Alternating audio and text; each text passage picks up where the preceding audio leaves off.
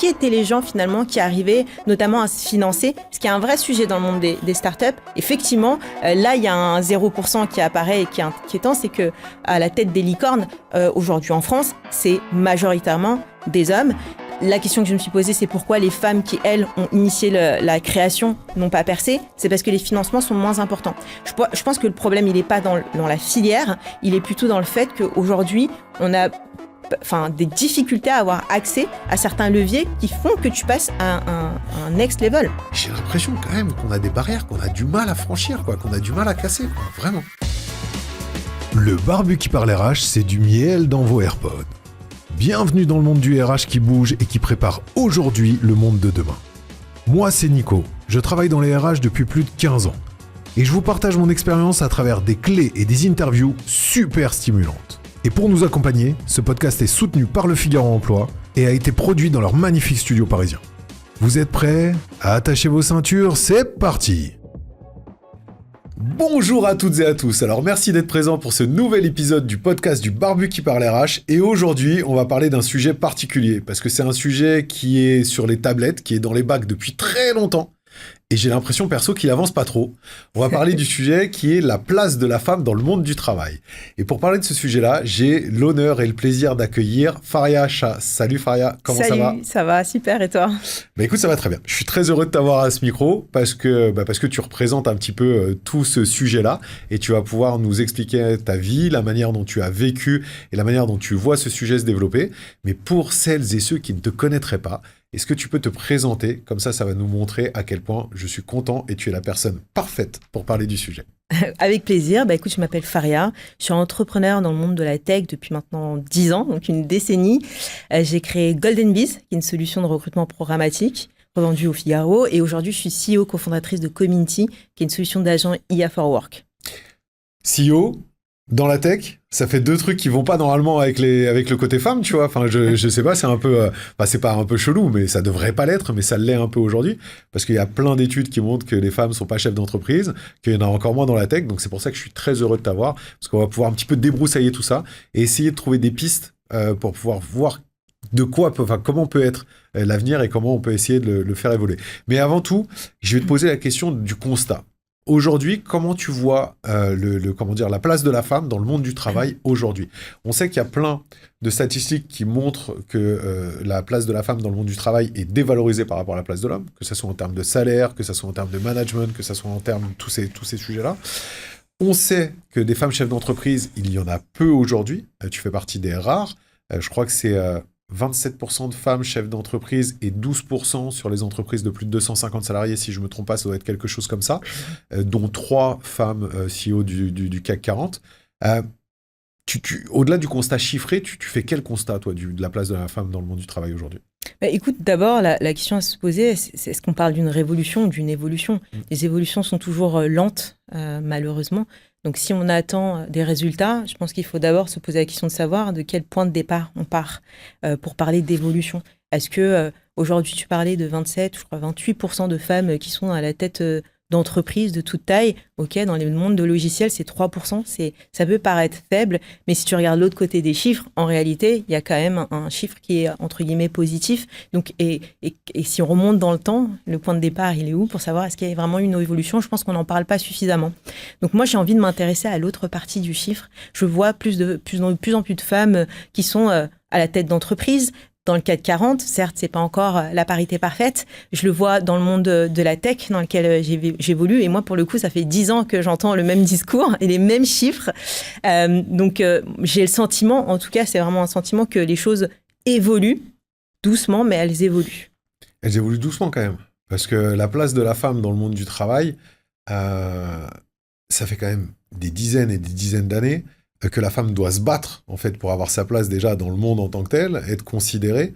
Enfin, je sais pas, moi, alors, ma fille s'appelle Maxime, son deuxième prénom, c'est Olympe, en référence à notre très cher Olympe de Gouges, donc tu vois, c'est quelque chose qui m'a toujours touché. On parle d'un truc, ça fait 250 ans maintenant, que la déclaration de la femme, des droits de la femme et de la citoyenne sont là, donc c'est-à-dire qu'il est censé avoir une égalité entre l'homme et la femme, et c'est toujours pas le cas, quoi. Alors justement, si on parle encore d'une fois d'évolution, il y a quand même des femmes qui sont arrivées dans le monde du travail. Quand même, elles y contribuent fortement. Aujourd'hui, c'est inconcevable de penser qu'une femme ne peut pas travailler si elle le souhaite. Donc il y a quand même, si tu remontes à 200 ans, une évolution qui est assez intéressante. Et c'est vrai qu'aujourd'hui, on s'attend à avoir une égalité parfaite. Moi, je crois que la question à se poser, c'est qu'est-ce que veulent vraiment les femmes ? Est-ce qu'elles veulent la parité parfaite en termes de positionnement dans les boîtes ? Je crois que oui. Mais encore une fois, qu'est-ce que ça signifie sur l'égalité des salaires? Moi, ce que je constate vraiment, c'est que dans cette évolution, il y a deux choses. Il y a les mentalités et il y a le système. J'ai le sentiment que les mentalités, elles, ont évolué. Aujourd'hui, il n'y a personne qui te dira que les femmes n'ont pas le droit d'avoir les mêmes salaires que les hommes. Il n'y a personne qui te dira qu'une femme ne peut pas diriger une entreprise. Maintenant, ils le pensent ou pas, c'est autre chose. Mais en tout cas, dans les mentalités, il n'y a plus de sujet. C'est un no-brainer. Dans le système, pourquoi ça ne se passe pas? Je pense que c'est de ce côté-là qu'il faut traiter la question, du côté des femmes comme des hommes et des personnes qui tiennent le système. On va passer sur le sujet, enfin on va aller dessus parce que c'est ce qui nous intéresse. C'est-à-dire que comment on fait pour faire évoluer les choses, c'est ce qui nous intéresse. Mais je reviens dessus. Aujourd'hui, toi en tant que femme dans le monde du travail et encore plus dans la tech et en tant que chef d'entreprise, est-ce que tu sens, alors tu dis que les mentalités évoluent, c'est une réalité, mais est-ce que tu sens quand même une différence? Est-ce que tu sens une différence de traitement, que ça soit parce que tu as fait des levées de fonds, tu as fait tout un tas de choses, en fait, tu as développé des boîtes de zéro, enfin, voilà, tu as fait plein de trucs. Est-ce que tu sens une différence de traitement? Parce qu'en plus, tu les as faites en co-construction, en co-fondation, avec un homme, Ouais, donc, ou avec deux hommes, parce que y a Golden Bees, vous étiez 3 au départ, c'est ça, hein? On était 4 même. 4, donc il y avait 3 hommes et toi. Ouais. Est-ce que tu sentais une différence de traitement? Une différence des personnes extérieures, parce que je pense que tes cofondeurs, forcément, vous étiez similaires. Est-ce que tu sentais une différence de traitement? Écoute, encore une fois, je pense que les gens te disent pas les choses. Tu vois, c'est de l'ordre du sentiment. Est-ce que ça suffit à faire un constat? Je crois que c'est pas le cas. Est-ce que j'ai eu le sentiment parfois que on m'entendait moins? Oui, c'est arrivé. Mais je pense que ça arrivait à tout le monde. Moi, ce que j'ai appris à faire, c'est de me dire, OK, encore une fois, je m'intéresse à l'autre côté du chiffre, même si c'est 2 ou 3%. J'ai envie d'être dans les 2 ou 3%. Et de ce fait-là, je vais prendre ce positionnement-là. Et c'est ce qui me permet aussi d'avoir confiance aujourd'hui pour être CEO d'une boîte dans la tech, ce qui est malheureusement rare. Mais c'est de me dire, moi, lorsque je vais parler à mes homologues masculins, ça soit dans le financement, dans le business, peu importe, dans le monde de la technologie, en fait, ce qu'ils doivent voir, c'est uniquement ma capacité à exécuter. Je crois que justement parce que les mentalités ont évolué, c'est quelque chose que, en tout cas, on me fait moins ressentir parce que je prends ce positionnement-là. Donc moi, en tout cas, c'est la manière dont j'ai géré les choses. Maintenant, en toute transparence, est-ce que ça existe encore? Je pense que oui, mais moi, je refuse de me focaliser sur ça, je veux pas le voir. Tu veux voir le bon côté des choses. Mais c'est bien, en même temps, les mentalités avancent, donc c'est plutôt une bonne chose. Est-ce que tu penses que les mentalités avancent plus rapidement ou moins rapidement dans le monde de la tech, ou dans certains domaines en particulier? Est-ce que tu penses que... on est encore une fois sur le constat, on va passer après sur qu'est-ce qu'on peut faire pour pouvoir avancer, hein, bien sûr, parce qu'il y a plein de sujets sur le fait de pouvoir faire avancer, on va en parler. Mais est-ce que tu penses qu'il y a des secteurs qui sont encore un peu plus fermés que d'autres? Il y a encore une différence, ou l'évolution des mentalités est vraiment générale et sociétale? Non, je pense pas que ça soit général et sociétal. Justement, à ce niveau-là, on a des personnes dans la société, hommes ou femmes, qui se projettent davantage. Et je vois, moi, beaucoup dans le monde de la tech, de jeunes femmes notamment, qui sortent d'école et qui se projettent en tant que fondatrices. Je reçois des messages quasiment tous les 2 jours de femmes qui veulent se lancer, qui cherchent à savoir comment faire. Je pense qu'il n'y a plus de barrière. Moi, si tu retournes il y a 15 ans ou 20 ans en avant, je pense que j'aurais même pas imaginé que je puisse le faire. Je pense qu'il y a une grosse évolution par rapport à ça et sur la nouvelle génération. Il y a énormément d'évolutions qui sont en train d'arriver. Excuse-moi, j'ai oublié la question que tu m'as posée. Je te demandais si jamais il y avait des secteurs en particulier qui étaient plus enclins ou non à cette évolution. Alors, dans la création des entreprises, je pense qu'il y a une évolution qui est assez intéressante. Tu vois, on est à 20 ou 30% de femmes à la tête de start-up qui ne sont pas forcément dans la tech, parce que les start-up, c'est aussi l'innovation dans tous les métiers, dans tous les domaines. En revanche, ce que je vois, c'est la problématique d'entreprises qui arrivent à passer à une certaine échelle. En l'occurrence, de commencer à scaler et de commencer à vraiment se développer à grande envergure. Tu vois, moi, j'ai fait une thèse sur exactement ce sujet-là pour essayer de comprendre qui étaient les gens, finalement, qui arrivaient notamment à se financer, ce qui est un vrai sujet dans le monde des startups. Effectivement, là, il y a un 0% qui apparaît et qui est inquiétant, c'est que à la tête des licornes, aujourd'hui en France, c'est majoritairement des hommes. la question que je me suis posée, c'est pourquoi les femmes qui, elles, ont initié la création n'ont pas percé. C'est parce que les financements sont moins importants. Je pense que le problème, il n'est pas dans la filière, il est plutôt dans le fait qu'aujourd'hui, on a des difficultés à avoir accès à certains leviers qui font que tu passes à un next level. C'était Ella Atmani, je ne sais pas si qui est la CEO de Palm, qui me disait qu'il y avait 2% des financements, des levées de fonds qui étaient versés en fait à des femmes CEO dans la tech, et que par contre, c'était, je crois, plus de 60% plus rentable que les autres financements. C'est-à-dire qu'en gros, et tu vois, c'est un truc que j'ai du mal à comprendre. C'est un peu comme tout. C'est-à-dire j'ai du mal à comprendre que tu as des stats qui te montrent que financer des CEO femmes dans la tech est plus rentable que de financer des CEO hommes. Et pourtant, ça fait pas vraiment bouger les financements, tu vois. Je trouve qu'il y a quand même encore... un paradoxe. Et je conçois, et je trouve ça plutôt très bien le fait que tu sois plus positif, que tu t'intéresses aux chiffres qui soient justement positifs et qui montrent l'évolution. J'ai l'impression quand même qu'on a des barrières, qu'on a du mal à franchir, quoi, qu'on a du mal à casser, quoi, vraiment. Je suis d'accord. Quand il s'agit des financements dans le monde de la tech, il y a une barrière, et moi ça fait 10 ans que j'entends le même chiffre, quoi. Il n'a pas évolué, et ce qui est intéressant, c'est pas seulement en France, c'est en Europe et c'est même aux États-Unis. 2% de femmes, c'est extrêmement faible, et en fait c'est même, je trouve, dangereux parce que la technologie, qu'est-ce que c'est ? C'est de pouvoir construire et contribuer à construire notre avenir, nos nouveaux usages, la manière dont on va consommer au quotidien, dont on va vivre, etc.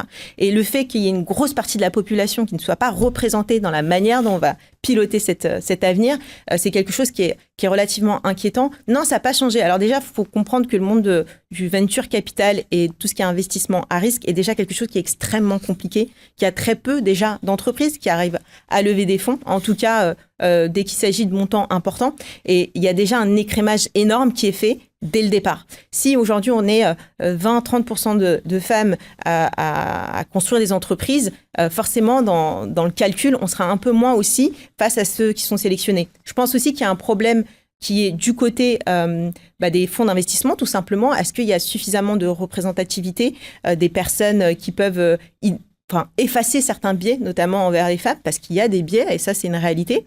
Ça, c'est quelque chose que je vois évoluer également. Je pense qu'il y a une volonté aussi d'avoir plus de parité dans les portefeuilles des fonds.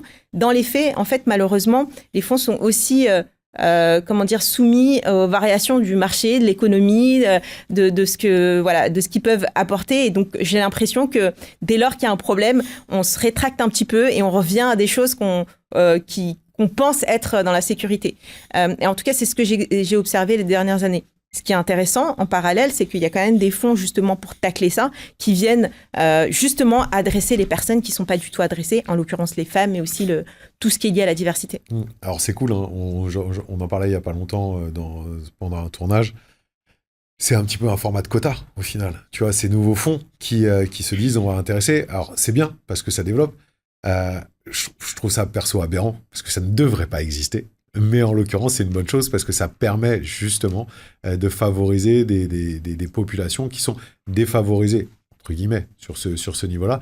Mais encore une fois, je trouve ça aberrant, quoi. Les fonds pour les femmes ne devraient pas exister. Ça ne devrait pas être là. Il ne devrait pas y avoir ce problème-là, tu vois. Ça ne devrait pas exister. Les fonds pour la diversité, pour les fondateurs issus de la diversité ne devraient pas exister. Je trouve ça tellement aberrant. Et en même temps, aujourd'hui, c'est tellement nécessaire. Tu vois, c'est dingue. Et c'est ce qui montre que, oui, il y a une évolution des mentalités qui est quand même assez limitée, quoi. C'est assez limité, je suis d'accord avec toi. Alors, si tu regardes le modèle des États-Unis, eux, ils ont commencé bien en amont à lancer le venture capital. En France, c'est quand même relativement jeune. Et il faut comprendre un peu l'historique de ces fonds. C'est-à-dire qu'à la base, ça a été créé par des gens spécialement pour les innovateurs qui viennent de grandes écoles comme Stanford, etc. Et donc, les gens qui financent viennent aussi des mêmes écosystèmes. On est dans un microcosme très fermé, très élitiste, déjà à la base. Maintenant, en train d'évoluer parce qu'on s'est rendu compte qu'il y avait un manque à gagner, ne pas adresser certaines catégories de profils des dirigeants qui, eux, adressent des problèmes que tu ne vois pas. Toi, en tant que peut-être homme blanc qui sort de Stanford, une femme adresse des problématiques qu'elle connaît, mais pas que. Des gens de la diversité adressent des problèmes qu'il connaît. Et en fait, on parle de marchés qui sont colossaux. Et c'est ce manque à gagner qui commence à venir dans l'esprit des gens en se disant, mais en fait, l'objectif, c'est que de faire du business, pas de la philanthropie et d'avoir des retours sur investissement. Si on s'intéresse à ces marchés-là, en fait, on va débloquer des choses et des opportunités qu'on ne voit pas, peut-être même améliorer notre rentabilité. puisqu'aujourd'hui, les fonds sont quand même, pour la plupart, ont des portefeuilles qui sont diversifiés, certes, mais dans lesquels il y a quand même aussi beaucoup de crash. Donc l'idée de se dire, est-ce qu'il y a d'autres portes d'entrée vers lesquelles on peut aller pour aller chercher des nouveaux marchés, des nouvelles choses qu'on n'a pas adressées et qui peuvent vraiment bien fonctionner. Aux États-Unis, ils l'ont fait et ils ont démontré que justement, on arrivait à avoir des TRI qui étaient excellents lorsqu'on adressait des catégories de personnes qui n'étaient pas adressées ou auxquelles on ne pensait pas. C'est des fonds spécialisés. Moi, je pense que, je te parlais de révolution, parfois, il faut être drastique. C'est-à-dire que s'il faut mettre des quotas pour que ça change et qu'on ait un impact pour tout le monde, c'est-à-dire pour la société, mais aussi pour ces fonds et pour les gens derrière qui financent, ben, en fait, faut le faire.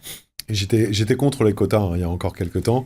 J'ai eu une discussion avec une certaine Marie Delattre, je ne sais pas si tu connais, mais qui est très basée, qui a développé une sororité RH. Elle m'a fait changer de mindset sur ce sujet-là, justement, parce que c'est nécessaire. Et c'est nécessaire pour avancer. C'est malheureux, mais c'est nécessaire pour avancer. Pour celles et ceux qui nous suivent et qui ne savent pas, TR, c'est track record. Donc, c'est parce que tu en as parlé tout à l'heure, justement, tu as parlé de TR. Du TRI, oui. De TR, c'est un indicateur pour montrer la performance des fonds. C'est un indicateur pour montrer la performance. Comment on fait pour faire évoluer les choses ? Parce que c'est ça la vraie question. Comment on fait pour faire évoluer les choses ? Parce qu'il y a une position qui est difficile. Alors, j'ai plein d'idées, plein de sujets et tout, mais j'aimerais bien t'écouter là-dessus. Parce que l'objectif, quand même, c'est de faire évoluer la place de la femme dans le monde du travail, dans le monde de la tech en particulier, mais dans le monde du travail en général. Comment on fait pour que ça aille plus vite, quoi ? Parce qu'on parle de 3%, de 28% et tout, c'est faible, quoi. Comment on fait pour que ça aille plus vite ? Écoute, je pense que les dispositifs pour que ça aille plus vite ont déjà été adressés dans tous les sens. Former mieux les femmes, les attirer plus dans les filières techniques notamment. Surtout sur les domaines d'intelligence artificielle, c'est fondamental d'avoir des femmes pour plein de sujets, notamment pour effacer des biais. Je crois que pour faire avancer les choses, il y a une chose qu'on doit faire, nous, les principales concernées, c'est y aller, effacer nos propres barrières et nos peurs et se dire qu'en fait, on doit contribuer à la société qu'on a envie d'imaginer, en fait, la société qu'on a envie de laisser aussi derrière. On a ce rôle et on a la capacité de le faire et surtout, en fait, on a le pouvoir de le faire. Et donc, lorsqu'on a cette prise de conscience et qu'on se lance, on se rend compte que les barrières, on peut les dépasser. Et voilà, moi j'ai envie de plus inviter aux femmes justement à créer cette révolution douce pour prendre le problème et le tacler. Je pense qu'il y en a d'autres des femmes qui ont levé des fonds, 2% en réalité, hein, si tu regardes à l'échelle de toutes les femmes qui ont levé, on parle de plusieurs femmes. On peut remonter ce chiffre-là s'il y a plus de femmes qui créent et qui demandent. Je pense qu'en fait le fait de se dire, et c'est pour ça que j'aime bien prendre le chiffre du bon côté, au lieu de se dire non mais j'ai 98% de chances de pas y arriver, c'est quelque chose qui est difficile à aller challenger parce que ça veut dire que tu as des barrières, que ça te demande des efforts énormes, ça veut dire que tu dois faire face à beaucoup de rejets, mais si tu te dis ok mais moi j'ai envie de faire partie des 2%, en fait tu te donnes la chance d'y arriver et donc voilà, il faut se lancer. Est-ce que pour toi, le côté rôle modèle est pas primordial ? Parce que pour moi, en fait, c'est un peu ça, le vrai, un des sujets qui sont primordiaux pour pouvoir faire évoluer, c'est vraiment, justement, comme tu dis, que les femmes puissent se dire, ok, je vais y arriver, je vais pouvoir y arriver, mais justement parce qu'elles savent qu'il y en a d'autres avant qui sont arrivés. Je pense que c'est vraiment primordial, et ça, dans tous les espaces. Que ça soit dans la tech, que ça soit les femmes chefs d'entreprise, ou le reste. Parce qu'encore une fois, on parle d'un truc qui est assez bateau, enfin qui est assez représentatif, c'est par exemple les femmes astronautes. On n'en connaît pas de femmes astronautes. Et pourtant, il y en a. On en a une qui est là, une Française, qui est censée faire une mission lunaire dans pas longtemps, je crois, un truc comme ça. Et ce rôle modèle, en fait, est hyper important, parce que les petites filles qui vont voir ça vont pouvoir s'imaginer. Sinon, comment les petites filles peuvent s'imaginer, en fait, quand elles voient que des astronautes garçons, comment elles peuvent s'imaginer finalement aller sur la Lune, ou aller dans l'espace, ou n'importe où. Et c'est pareil dans plein de trucs, dans plein de domaines. On le voit dans la tech, parce que la majeure partie des chefs d'entreprise de la tech sont là. Donc, en gros, là où je te rejoins, et là où je pense qu'il faut faire un effort énorme, c'est donner la parole aux femmes qui font ça, quoi, tu vois. Donc, quand tu dis doivent se prendre en main et faire cette révolution douce, vous avez un rôle, toi, les femmes chefs d'entreprise, les femmes chefs d'entreprise dans la tech, vous avez un rôle qui est primordial. Il faudrait qu'on vous voit partout pour que vous puissiez montrer à tout le monde, bah ouais, ça peut être un peu plus dur, mais on peut prendre les choses de manière ultra positive et le bon angle d'approche, comme tu le dis, sur prendre les chiffres de l'autre côté, et on peut y aller. Et venez, regardez, je l'ai fait. C'est faisable, tu vois. Oui, et je pense qu'il faut aller chercher aussi ces femmes parce que la réalité, c'est qu'il y a beaucoup de gens sous le radar. qu'on ne voit pas parce qu'elles n'ont pas la volonté d'être vues, qu'elles sont discrètes, elles sont terriblement efficaces, d'ailleurs hommes ou femmes, mais chez les femmes c'est assez vrai, et c'est vrai qu'on a toujours un petit peu les mêmes figures qui reviennent en fonction des domaines, ce que je trouve dommage. Je pense qu'il faut aussi oui, justement leur démontrer qu'il y a un rôle et une responsabilité pour aider les gens à se projeter, parce que tu as tout à fait raison, dans tous les domaines, si on n'arrive pas à se projeter, c'est quelque chose vers lequel on n'ira pas assez naturellement, et c'est le cas des femmes. Moi je vois que je trouve génial, sans vouloir faire le rôle modèle, qu'il y a beaucoup de femmes qui me contactent et qui veulent se lancer. Et moi, ça me rassure beaucoup. Je me dis, mais en fait, je suis pas la seule à vouloir franchir le pas. Ça me fait plaisir. J'aimerais les aider. La réalité, c'est que je pense qu'après, c'est là où c'est important d'avoir des dispositifs pour les accompagner. Parce que souvent, quand tu te lances, tu sais pas vraiment comment commencer. C'est malheureusement les femmes qui gèrent des entreprises ou qui sont dirigeantes n'ont pas forcément le temps. Mais en tout cas, leur ouvrir une porte, c'est quelque chose qui est fondamental. Je suis d'accord avec toi. Je pense qu'on devrait toutes se réunir plus souvent. Maintenant, heureusement, il y a beaucoup de dispositifs qui le font. Dans la French Tech, tu vois quand même beaucoup de figures féminines, que ce soit de plus en plus, voilà, la fondatrice de Sista, la fondatrice, la dirigeante de Station F, la nouvelle secrétaire d'État sur l'IA qui est Clara Chapas. Donc des femmes et des figures de la tech, femmes, il y en a quand même beaucoup. Ce qui fait aussi évoluer beaucoup les mentalités. Ah, mais tu vois, c'est bien parce que le monde de la tech, finalement, est peu féminin au départ. Mais du coup, comme les femmes qui sont à la tête de certaines entités, de certaines institutions ou quoi dans le monde de la tech, du coup, sont très visibles. Donc, ça change dans ce monde-là. Dans plein d'autres domaines, ça change pas parce que justement, elles ont ce manque de visibilité. Est-ce que, pour toi, et là, tu vois, quand tu étais en train de parler, c'était une réflexion que je me suis faite, donc c'est pas du tout préparé. Mais est-ce que, bon, de mon point de vue, le côté éducatif est primordial ? On doit éduquer les enfants pour leur expliquer que tout est faisable, garçon, fille, tout est faisable. Voilà, que ce soit toi avec ta fille, moi avec la mienne. Voilà, je pense qu'on est là à leur montrer, à leur dire, voilà, tout est faisable demain. Et ça, c'est une question que je viens de me poser à l'instant. Est-ce que justement le côté non-genré qui est ultra diffusé aujourd'hui à l'école, est-ce qu'il ne va pas un peu à l'encontre de ça au final ? Franchement, c'est une question que je viens de me poser. Ce que je me dis dans la réflexion, à force de vouloir faire du non-genré, c'est-à-dire que tu permets pas forcément d'identification d'une petite fille par rapport à une situation qu'elle va vivre dans le futur. Parce que le futur, en fait, sa vie quotidienne, il est genré. Tu peux pas enlever ça. Donc c'est un quotidien, c'est une réalité qui est genrée. Le fait de faire ça à l'école et de faire cette éducation non genrée qui aujourd'hui est dans toutes les écoles, est-ce que c'est pas quand même quelque chose qui va justement à l'encontre ? Parce qu'on devrait justement plutôt affirmer, ok, t'es une petite fille, bah tu peux parce qu'il y a plein de filles qui ont fait ça.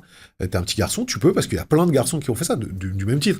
On parle là de la place de la femme, mais il y a des sujets, il y a des sports, des jobs, des trucs et tout qui sont aujourd'hui plus féminins, et un petit garçon devrait avoir le droit de le faire sans être jugé. Je sais pas, c'est une question que je me pose. Non, l'éducation, elle est fondamentale. Alors, il y a un sujet pour moi qui est vraiment aussi fondamental, c'est que l'homme et la femme sont quand même différents.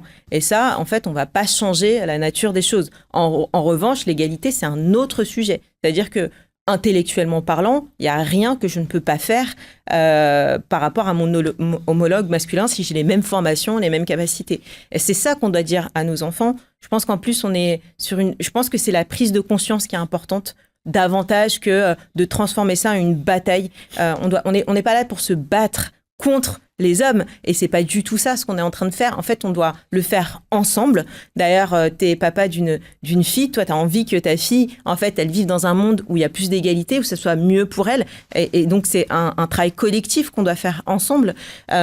Je pense que l'éducation, elle est importante. Je pense que ce qui est génial avec la génération qui arrive, c'est que c'est des gens qui ont vraiment envie de transformer un monde qui va mal sur plusieurs aspects, et que lui donner conscience et lui dire, tu sais que si tu prends le sujet à cœur et à corps, et ben en fait, tu peux vraiment apporter la différence. Quand tu es entrepreneur, tu apportes la différence. Quand tu vas dans les nouvelles technologies, tu contribues à créer l'avenir, tu contribues à créer les outils qui seront entre tes mains et entre ceux de tes enfants et les générations à venir.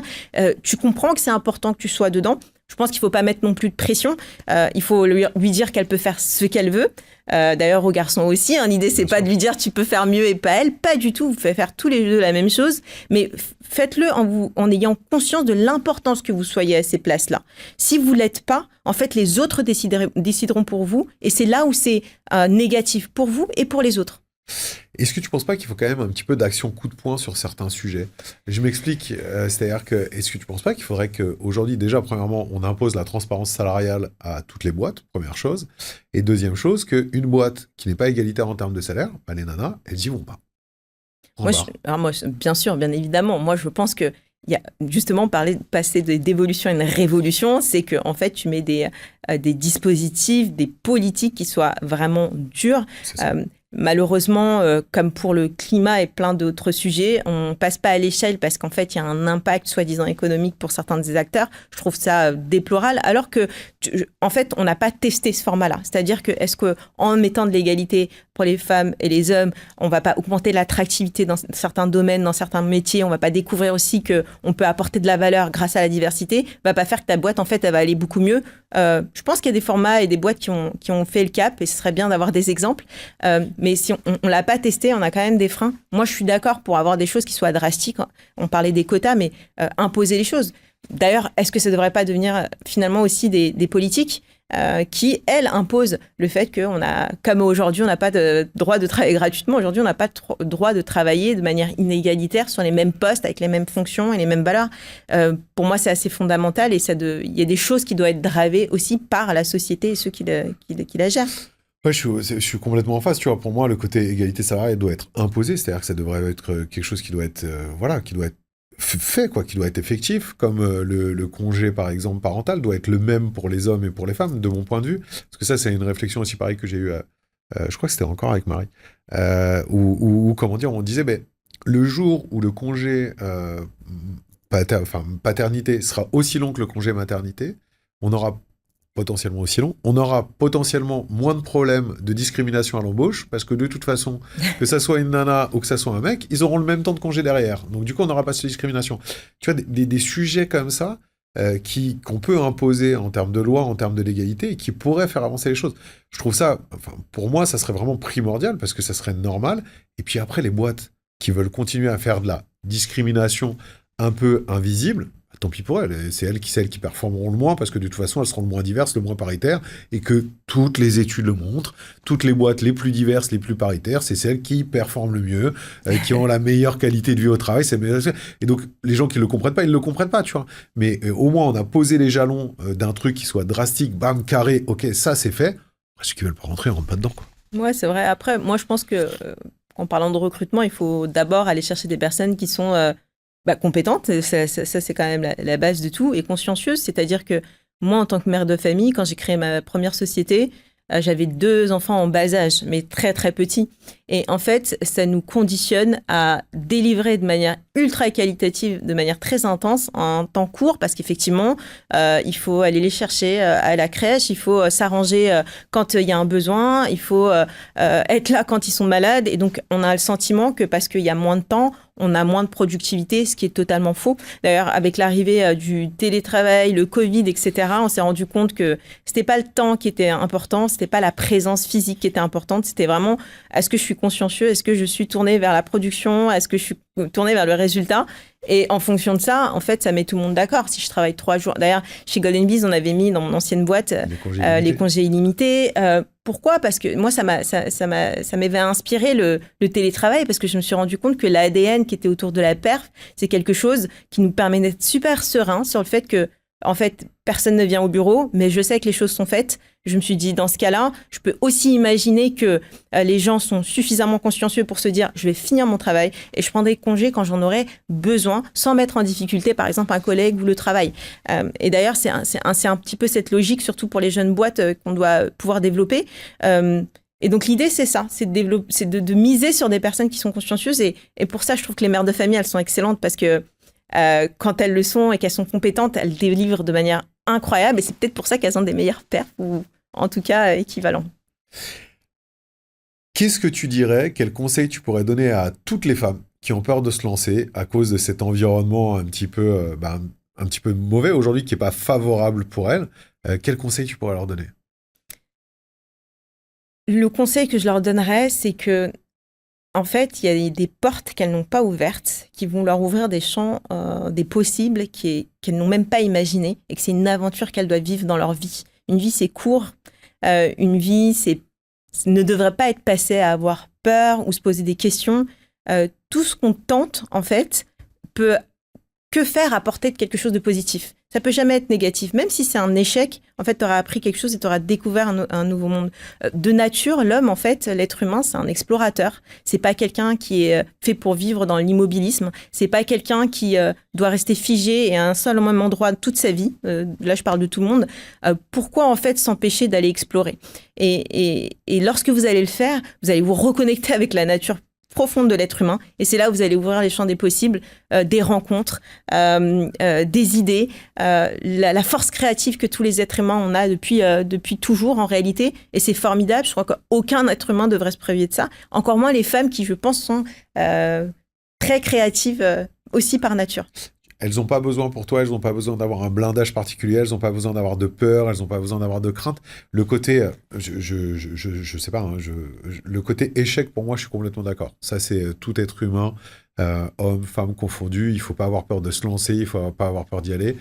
Il faut surtout pas avoir peur de l'échec, parce que l'échec fait construire. C'est juste qu'en France, on a une vision de l'échec qui est extrêmement mauvaise, alors que pour nous, l'échec, c'est catastrophique. En France, quelqu'un qui échoue, c'est quelqu'un qui a presque tout perdu, quoi, qui est mauvais.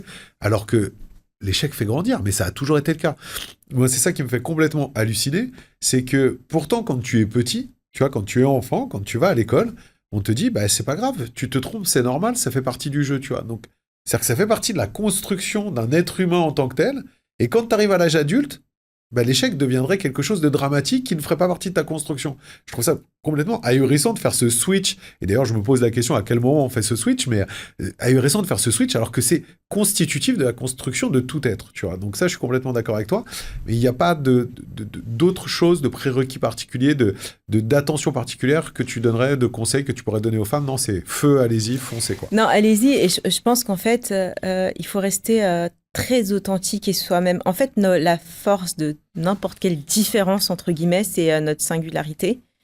Plus t'es toi-même, plus tu restes femme comme tu l'es, en fait, de ta façon, et plus, en fait, t'es apprécié, plus tu fais tomber des barrières, et précisément, c'est parce que tu te prends des noms, des rejets, des échecs, qu'en fait, tu te fais tomber les barrières de la peur. Il faut forcément passer par là. Et l'entrepreneuriat, c'est vraiment 90% de ton temps, c'est des gens qui te disent non, quoi. Donc, à un moment donné, la méthode, c'est de dire, je m'en fous. Tu vois, ok, tu m'as dit non, bah, je m'en fous, je vais quand même le refaire. Et c'est incroyable, ce que je disais, c'est que t'as jamais aucune graine qui est semée qui, à un moment donné, ne va pas pousser d'une manière ou d'une autre. Rien n'est jamais perdu, c'est incroyable. Il faut le vivre, mais pour ça, il faut passer par la tornade, quoi. Tu vois, la tornade des non, les blessures personnelles des uns et des autres, c'est pas évident. Mais une fois que tu l'as fait, en fait, tu vas te découvrir un super pouvoir où lorsque tu dis je m'en fous, bah, tu ouvres toutes les portes. Et il y en a bien une qui va finir par te montrer un chemin qui est fait pour toi et qui est juste incroyable. Je trouve le concept de la petite graine, de toutes les graines sont plantées à chaque fois, je trouve ça absolument génial. Franchement, je trouve ça vraiment trop cool. On arrive vers la fin du podcast. On a vu un petit peu la place de la femme dans le monde du travail aujourd'hui, on a vu l'évolution, comment ça pourrait être fait, qu'est-ce qu'on pourrait améliorer, on a parlé un petit peu de quotas, on a parlé de choses drastiques à mettre en place, mais aussi et surtout de rôle modèle à mettre en avant. Tu nous as dit qu'il fallait se lancer, et on reste sur ce côté qui est juste génial, c'est-à-dire de se lancer parce que j'adore ce concept de toutes les graines font pousser quelque chose derrière, donc serviront, donc je trouve ça absolument génial. Si tu devais te projeter dans 5 ans, 10 ans, je te demande pas dans 200 ans, parce que malheureusement, on ne pourra pas savoir où ça ira un peu trop loin, mais dans 5-10 ans, tu vois comment? Tu vois cette évolution continuer, tu vois cette évolution s'accélérer, tu vois cette évolution se transformer en révolution. Tu le vois comment, la place de la femme dans le future of work, en fait? En fait, dans le future of work, il y a quelque chose de formidable qui est en train de se passer. C'est qu'on est en train de vivre l'ère de l'intelligence artificielle comme on ne l'a jamais vécu. C'est-à-dire qu'il n'y aura plus jamais d'hiver de l'intelligence artificielle. Il y en a eu auparavant, on en a beaucoup parlé, de data, etc. Aujourd'hui, c'est dans notre quotidien. Et en toute transparence, ça va impacter le monde du travail de manière très profonde. Je pense que le sens même du mot travail va être complètement redessiné, redéfini dans tous les sens. Je crois qu'aussi, ça ouvre le champ des possibles. C'est-à-dire qu'aujourd'hui, c'est un peu une nouvelle électricité. C'est-à-dire que tu es capable, tout le monde est capable de construire quelque chose. Tout le monde est capable d'explorer quelque chose en fonction de ce qu'il sait faire avec l'intelligence artificielle. Et donc, quelque part, on est en train d'ouvrir la possibilité à beaucoup de personnes de devenir entrepreneurs, de vendre des choses qui sont qui sont liées à ta singularité, justement. Le monde est extraordinaire. Je crois que ça ouvre le monde des possibles dans l'entrepreneuriat. Et forcément, il va y avoir un boost concernant les femmes, notamment dans ce domaine-là. Ça, j'en suis convaincue. Donc tu vois vraiment l'IA qui change et donc l'IA qui va repositionner un petit peu la femme là-dedans parce que justement, ça va favoriser toutes les énergies, ça va favoriser les prises d'initiative, l'entrepreneuriat, ça va favoriser le fait de planter ses petites graines. Exactement. J'en suis persuadée parce qu'aujourd'hui, ce qui est magnifique, c'est que c'est accessible, entre guillemets, et que tu peux en faire une force pour redistribuer les cartes. Et je pense que c'est une opportunité. Quand je disais « faut se lancer », là, il faut se lancer. Il faut y aller maintenant. Trop cool parce que j'adore ta positivité, j'adore tout ce que tu présentes parce que des murs t'en as pris, des échecs t'en as eu, des refus t'en as eu et tu montres en fait que tout ça, ça t'a servi et ça t'a servi à te construire et ça montre vraiment à tout le monde, les femmes, mais tout le monde, que en gros, écoute, il faut y aller, il faut se lancer et comme tu dis, il faut se servir de tout ce qui est fait pour pouvoir avancer et que tout ce qui est fait te sert à avancer. Exactement. Je trouve ça trop génial. Merci beaucoup, Faria, c'était trop cool. Merci à toi. Ça a été ? C'était top. Bon, trop bien. Bon, j'ai eu des petits bugs, mais... T'inquiète, en tous les cas, c'était très très bien. C'était passionnant. Merci beaucoup. Moi, je vous remercie toutes et tous et je vous dis à très vite pour un nouvel épisode. Merci. Salut. Félicitations, vous avez encore écouté un épisode du Barbu jusqu'au bout. Le Barbu vous donne des clés pour décortiquer le monde du RH d'aujourd'hui et de demain. C'est gratuit et surtout, c'est fait avec le cœur. Le meilleur moyen de nous aider ? Vous avez juste à mettre un avis 5 étoiles sur votre plateforme d'écoute préférée. Je compte sur vous et à très vite. Merci encore au Figaro Emploi de soutenir le podcast du Barbu qui parle RH.